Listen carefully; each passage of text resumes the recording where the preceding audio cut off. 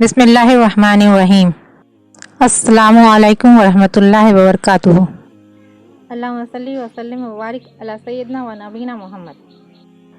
میرے عزیزو، ہم آپ کا ہمارے چینل ہادی عالم میں تہہ دل سے خیر مقدم کرتے ہیں۔ ناظرین اور سامعین، آج حاضر ہوں آپ کے سامنے مختصر سی پرتاثر واقعات کو لے کر۔ حضرت اسرائیل علیہ السلام کی طرز خواہی۔ اللہ تعالیٰ نے حضرت اسرائیل علیہ السلام سے فرمایا، اسرائیل، تجھے کبھی کسی پر رحم بھی آیا؟ اتنے لوگوں کی تو نے روح قبض کی ہے، کبھی کسی پر رحم بھی آیا؟ حضرت اسرائیل علیہ السلام بولے، 2 دفعہ آیا۔ اللہ تعالیٰ نے حضرت اسرائیل علیہ السلام سے پوچھا، کس پر؟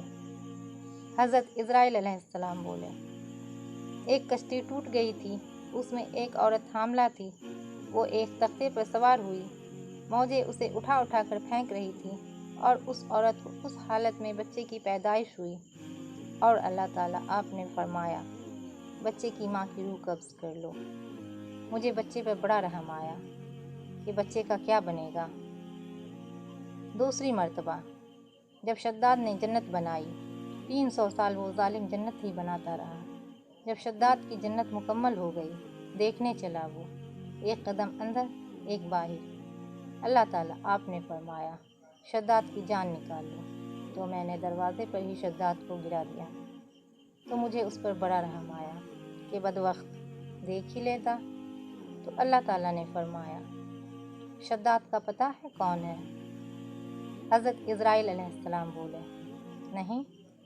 اللہ تعالیٰ نے فرمایا، یہ وہی بچہ ہے جس ماں کی تو نے تختے پر روح قبض کی تھی۔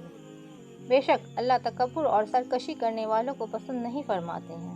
اس واقعے سے ہمیں پتہ چلتا ہے کہ ہمیں تکبر نہیں کرنا چاہیے۔ اور یاد کرو، جب اللہ نے فرشتوں کو حکم دیا کہ آدم علیہ السلام کو سجدہ کرو، تو سب نے سجدہ کیا سوائے ابلیس کے۔ منکر ہوا اور غرور کیا اور کافر ہو گیا۔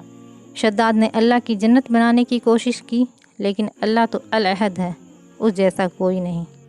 ابر ہدایت چھایا ہے، ہادی عالم آیا ہے۔